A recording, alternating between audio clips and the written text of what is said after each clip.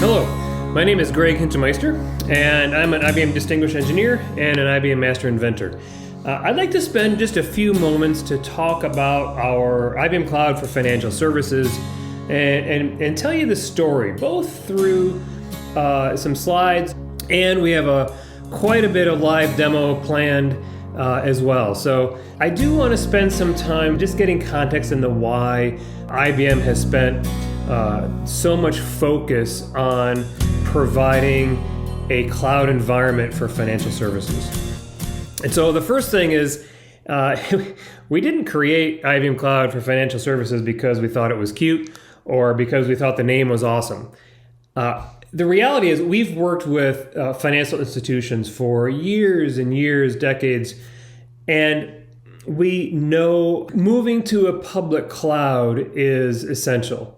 There's so many benefits of moving to a public cloud, but the problem is there's a lot of concerns, risks, and issues. Am I compliant with what I need? Am I exposing myself to more risk than I'm comfortable with? Is the workload and, more importantly, the data secure? So this is why we are focused on creating this environment for our clients in the financial markets. Interestingly, most of the workloads you hear about in cloud are really focused on innovation, and in a lot of retail and other industries, some of these front end or front office, if you will, applications just focus on innovation, and they want to focus on agility and security. But if you look here, it's almost as if a financial institution has inverted the priorities, and for good reason. And as a result, there's this tension between a line of business who says we must deliver innovative solutions, and here's how we want to do it. And that's filled with tension with a risk officer or CIO or CISO saying we must protect the bank.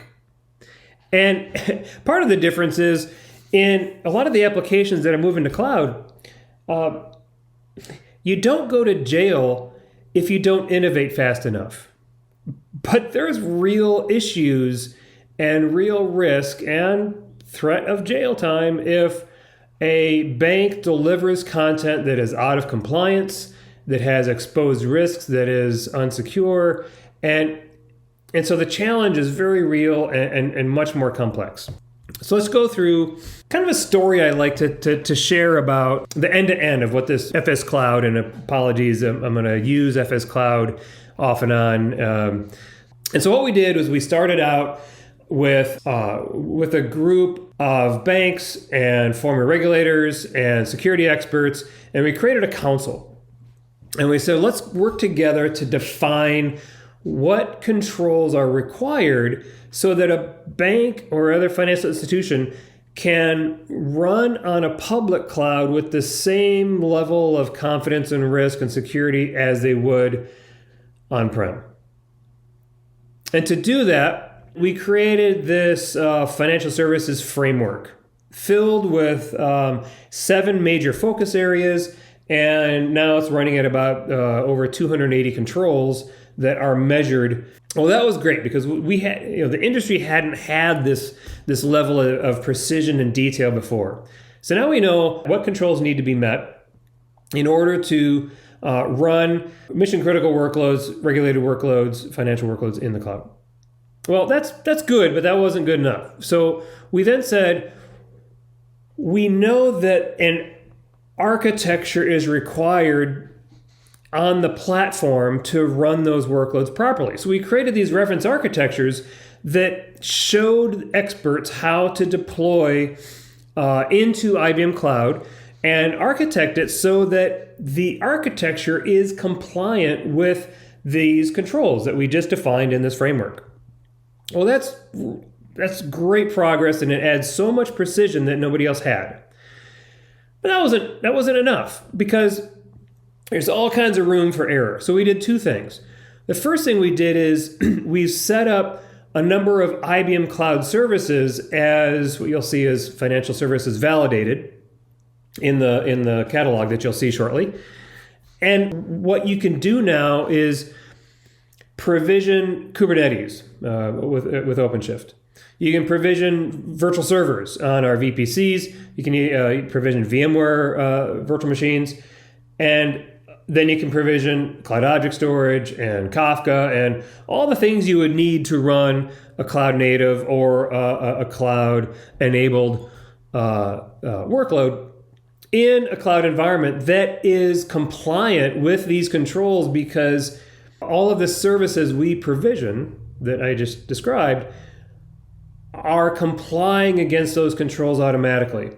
And we don't want you to trust us that we are doing it. We actually have evidence, and we provide it through a third-party auditing, so that as you start using IBM Cloud for financial services and run your workloads, the whole content that IBM is providing, we call it below-the-line content, where how we are badging people, background checks, how we are provisioning services, how we are doing the life cycle of those services, patching, and so on and so on. So everything that is FS validated as a service in IBM Cloud is compliant against these controls. Well, that's part one, and that's great. But part two is we want to automate the provisioning of all of this, including the architectures that we've defined in this reference architecture. So now we have that. We have automation ready, through Terraform. So you or we can help provision the entire landscape with these FS validated controls so that you can start laying down your application. And so that solves a ton of problems, because now so much is automated. And by the way, we've got a number of ISVs doing the same thing already, because as banks and financial institutions know already, there are hundreds of ISVs that provide great value. And we also know that it takes a long time to get those compliant against the bank controls.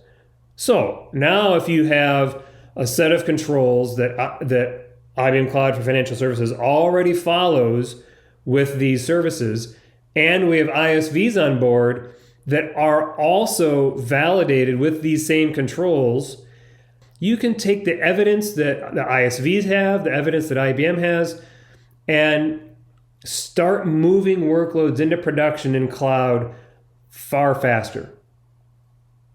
But we actually weren't done with that as well, because now we know that all of this is awesome, but you could still have someone come in and configure things or change the configuration and make things not compliant with these same controls.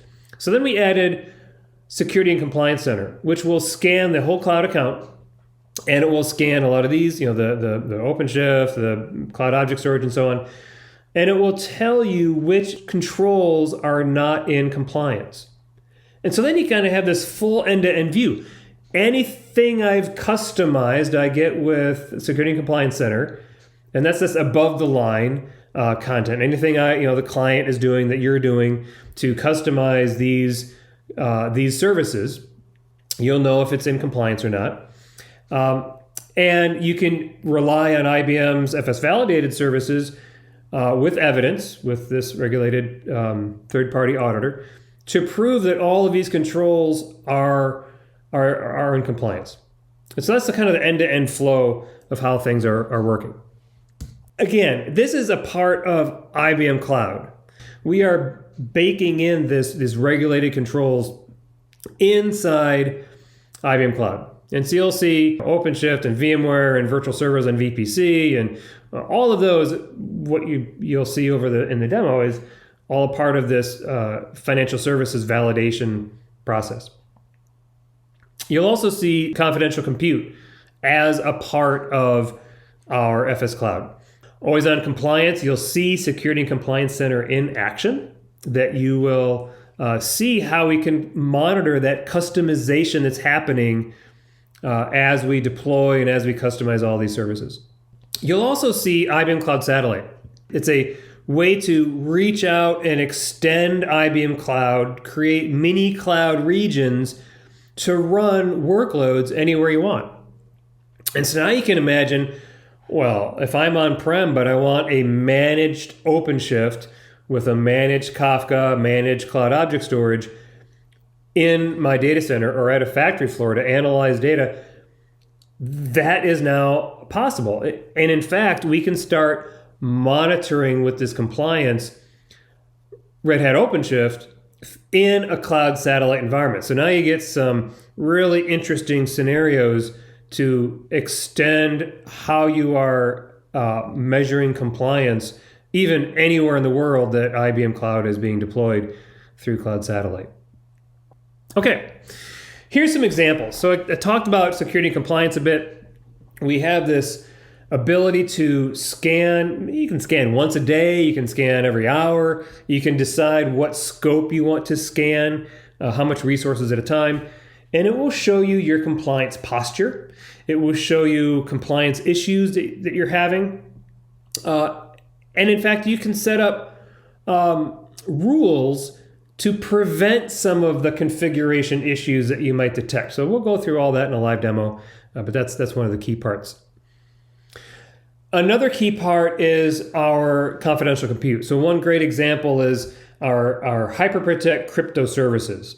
And my layman term for that is keep your own key. Now that's in contrast to the industry's bring your own key. Well, so what's the difference? If you are using IBM's Keep Your Own Key with HyperProtect crypto services, it is the highest level of encryption anywhere. It's actually based on our IBM Z and mainframe technology. You don't need to know anything about mainframe or IBM Z to use it, but hands down, IBM Z is the most secure and, quite frankly, the most modern system around for financial transactions. And so we've added this into IBM Cloud directly. When you use HyperProtect, you actually do keep the master keys of the HSM. IBM has no access to it. If IBM is subpoenaed and says, we need to see the data for this particular area, we can say, hey, I'm sorry, we don't have access to those keys. We don't know how to unencrypt it. It's just not possible. It is technically not possible. Whereas in Bring Your Own Key, upon subpoena, there are ways that the cloud provider can get the master key. There is a level of trust required. And like everything that you'll see here, we hope you have zero trust with anybody in your operational environment. And so this is one way we can provide that zero trust capability where we just don't have access to your data ever. Also within that where I'm really excited to talk about is we can now deliver quantum safe encryption today. So you can read all about quantum computing. IBM is leading in that area.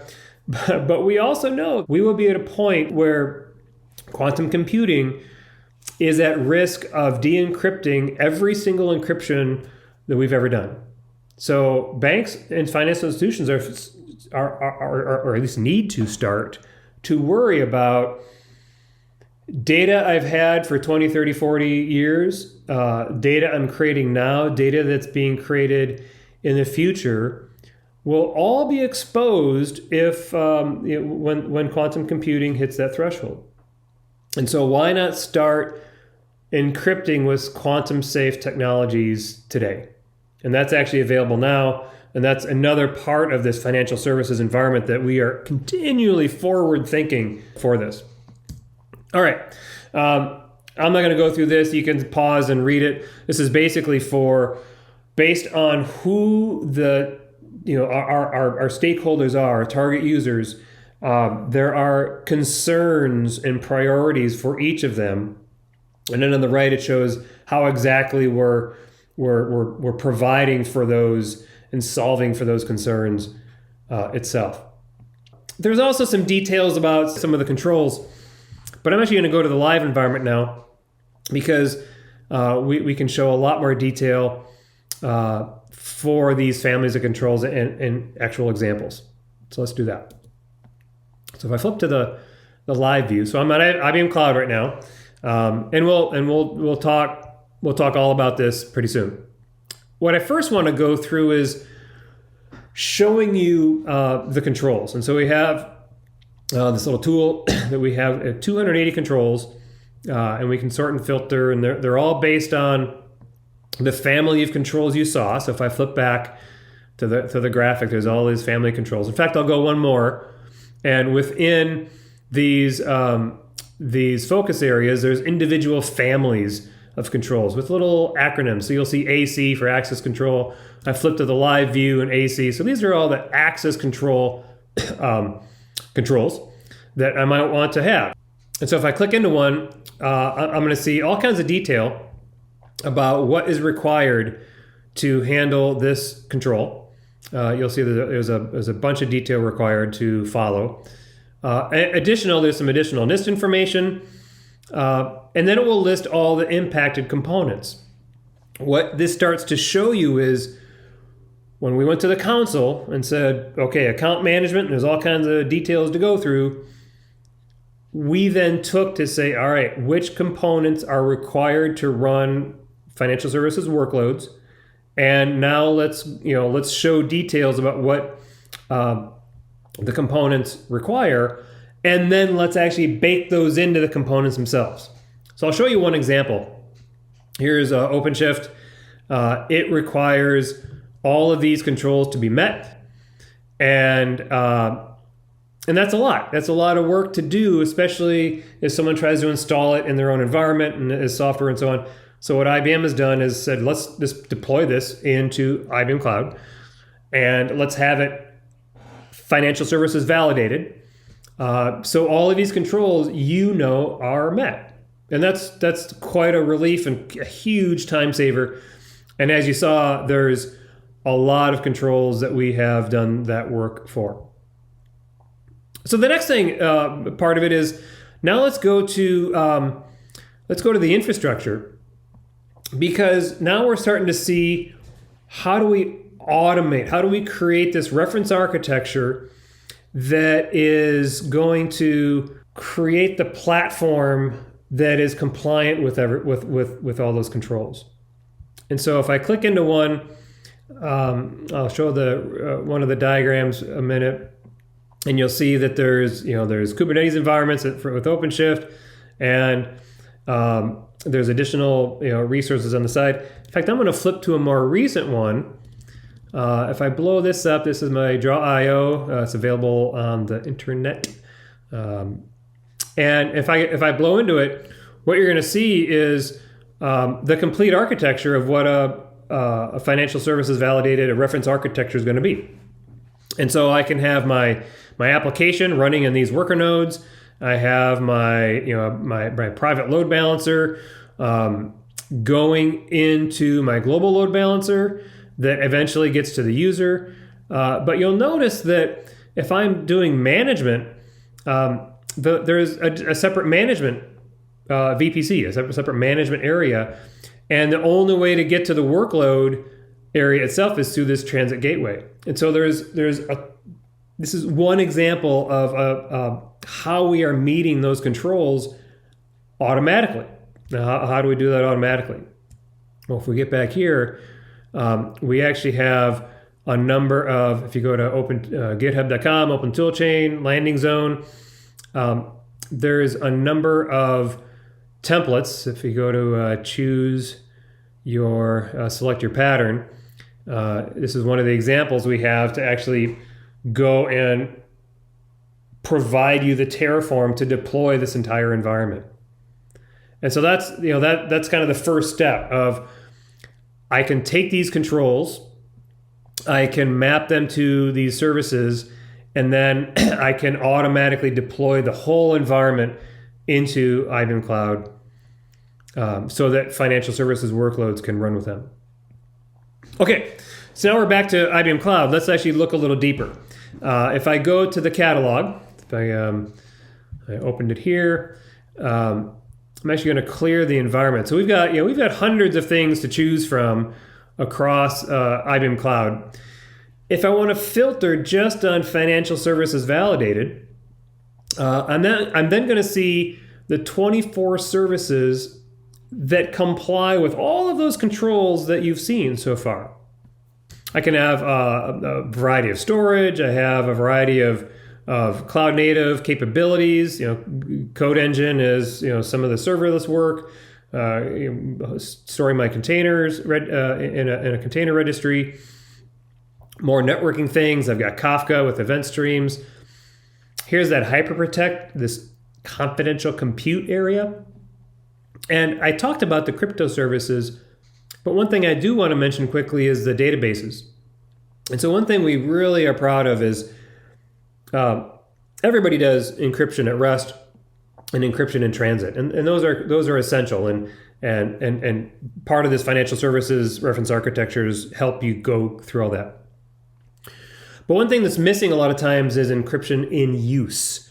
And so what these databases do is even in use, things are encrypted. So it's that highest level of encryption, and it's encryption at rest, in use, and in transit. Then I can go to object storage, and that's multi-availability zone, multi-region. Of course, we have Kubernetes with OpenShift, Cloud Satellite, extending a mini IBM Cloud region into your own data center or into your other location. And certainly you can have virtual servers and with VPN and other things. So this is the entire list so far of FS validated components. And it allows you to build that entire environment automatically by provisioning into IBM Cloud using the Terraform templates and start running these environments. Now, one example I'll show. So if I have my cloud object storage, let me just click on an instance of object storage. One of the questions a lot of times is, well, is this FS validated thing limiting? Well, not at all. So if I create a bucket, I can customize it, and I can have cross-region or regional. I could do a single site. And while maybe 2-3 years ago, we would have said, make sure you use regional because it's or cross-regional because it's higher availability. In fact, I talked with one of the inventors, and he, publicly we say cloud object storage is 11 nines availability, which is crazy. But the inventor said, well, it's actually 16 nines, but nobody would believe us, so we had to go with 11 nines. So I thought that was kind of funny. But one of the new realities is sometimes we have to put data based on the regulatory controls that it requires, and so we can pinpoint exactly where it goes. Now, as I create object storage, you also have seen, if I go back to the catalog, if I go to object storage, you'll see that it's satellite enabled as well. So what's really cool is I can now have a data sovereignty issue saying, I can't leave the data center, or I'm in Switzerland or India or anywhere else, Singapore, and it can't leave the city. You can now extend IBM Cloud into that remote location and put object storage in so your data never leaves, yet you still get our cloud object storage value and capabilities for it. And so that's one example. Now, if I do this, if I create this, let's just give it a demo test 9:36. That's what time it is. So that's the bucket I'm going to create. And I don't know, I'm going to pretend I'm a user that I don't know much. I'm just going to take all the defaults. I'm going to create the bucket. Oh, well, it doesn't create. Why? Because it is not compliant with FS Cloud controls. Now, is this? And so how did this come up? Well, let me actually show you. Part of the whole flow now, we've shown you the console, and we've shown you the controls we've created. We've shown you that we are injecting the controls into all these catalog services, and we have automation through Terraform to deploy things. But we know if people customize and they just want a bucket for some stuff, if they don't do it right, it's an easy way for hacking to be done. So all of this is done in our Security and Compliance Center. And so this dashboard starts with, I can see my compliance score. I can see resources that are particularly not compliant. And these rules are actually the rules I've set up to prevent compliance issues. And so that object storage thing, just real quick, and then we'll move on. That object storage prevention, I've got set up to say, I must have auditing and I must have activity tracking, I must have encryption on. And that's just a great way to add guardrails for operators that may not know the nuances of all the controls that are required. Okay, so now let's take a broader view. I've got this overall view of compliance. I've got, I've done some scanning here and there. Now, you could certainly scan every day, every hour of every day. It's really up to you of how much you want to do. But let's dive in a little bit. So if I see my validation results and I click on one here, I'm going to see I've got a number of controls that are passed, a lot of them that are bad. Now, I like colors when I demo, so that's why some of these are not successful. And this is a great way to have an overall view of this particular moment of my compliance. But let's dive in deeper. So if I click on the resource view, I'm going to see a few things. Cloud object storage, compliant. That means the service that we are using is compliant, but there's a number of buckets that are not compliant. So if I go into one of these buckets, you'll see that there's a number of good things. So access enforcement. Each control may have one or more goals, and these goals are what's actually measured for compliance. And so this particular goal says, make sure Cloud Object Store bucket access is restricted. And so is this using identity and access management? So this is compliant, so that's really good. But now there's some that are not compliant. So let's say baseline config. It's good that we are accessing through only private endpoints. So that's this goal. But it's not good because we've not restricted based on specific IP ranges. And so we need to start adding restrictions in order to be compliant against all of the financial services controls that we know banks and regulators require. And so now it's really easy to identify, okay, here's exactly what I got to do, and we can move on. Let's choose a different object. Let's go to OpenShift. And so I've got a OpenShift cluster. I've configured it and provisioned it. We know that OpenShift is an FS validated service, which is great. Everything below the line, everything IBM does to provision, to monitor, and so on, is compliant with all the controls. But as I customized it when I created the instance, I messed up because I did it manually. I didn't use those automations. So what happened? Well, it says, this one, actually, this is really good. This says you deployed it, a while ago, and now there's a new version, so you should update it. But you also did a no-no in that you'd provisioned it allowing to use public endpoints for this cluster. That is critical, and you should fix that right away. And so that's really good to know. Now, there's some other things that are good. Resource availability, where we've deployed across multiple zones. That is a default, and that's great. But if I deployed just in one availability zone, well, that would be a problem. And so this is just an example of how we are capturing the compliance for all the controls. And then, as I said, you drill in. Each goal is the actual measurement that we take to ensure the control is compliant.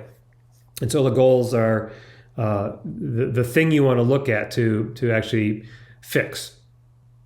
But we're not done yet. So this has been great. We have this security and compliance. We have all this overview and everything I've talked about so far.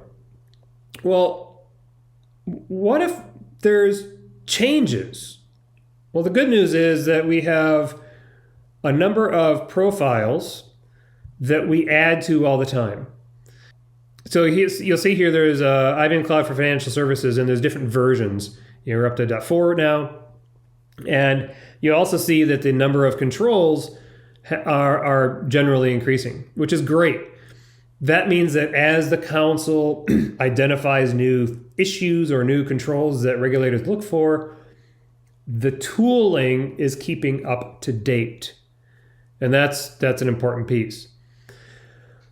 The next important piece is, even though I've got all these Terraform templates I can use to deploy all the content that I'm now using, I want to make sure that that template itself is configured to deploy compliant workloads.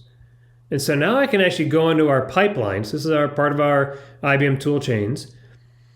And if I scroll down, and I did a Terraform deployment a while ago, and the thing I want to point out is we are scanning the Terraform. In fact, I'll blow this up a little bit. And we are showing that we are also measuring all the goals in the Terraform itself, so that before it's provisioned, if it is not compliant, we're not going to deploy the environment, because we don't want any window of time where you would deploy some Terraform automation to deploy your whole platform, and then 10 hours later, you would come back and start scanning with security compliance and be told, hey, there is a compliance issue in your kube environment that you just deployed. We don't want that. So we're actually going to be scanning for compliance of the Terraform before it deploys. So that's really cool. So now you have automation before, during, and after to provide this secure landing zone for your FS workloads. But what about the workloads themselves? Well, now here's a view of pipeline for our application. Now, some of this, every pipeline does. And so we're not trying to say all of this is unique, but there are a couple things. So, like always, we have a scan, we have code scanning, and all kinds of checks like that. But we are doing some unique things with Vulnerability Advisor. And so let's imagine this application, so this financial services application. We do a code scan, we do image scan, we do all the things here that shows, and we actually deploy it into OpenShift. Cool. But Vulnerability Advisor isn't quite done. So every time I deploy something into our container registry, it obviously scans it before it deploys into the registry like I just showed. Once it's in here, it also scans. And one example I like to show, some of these are brand new, and so the image scanning during deployment, during the tool chain, probably caught all the things. This one, actually, there was 4 issues. If I go by type, looks like, see, this is what I love about it. It picked up an item that's brand new. Let me actually go to that old one, because what's important to know is you can have all the image scanning in your pipeline that you want, and that's great. Once your application is deployed, we will still look for problems. And so we deployed this a while ago, but we're still looking for the latest CVEs, and we will continually scan the images that the applications are using to make sure that it is still secure. And if it isn't, there's actually ways to get an event from Vulnerability Advisor. And we've actually set it up so if you get an event from Vulnerability Advisor that there's a problem now that there wasn't yesterday or last week or last month, we can trigger a build automatically. Now, don't do that in production, but do it for a test environment. And it will automatically provision. So when the developer is notified that, a new issue just got released and discovered, and your image is a part of it, the pipeline can auto-trigger to pull down the new master image, and it will do the build of the application and do the image scan. And if that is, if the new master image has all the patches, then you're ready to go through your dev test prod staging into production. So that's just a end-to-end view of security and compliance and vulnerability scanning that IBM provides. And so at the end of the day, if I go back to this whole life cycle, we don't have anybody else doing this. And we're just thrilled that we can get the best and the brightest in this council.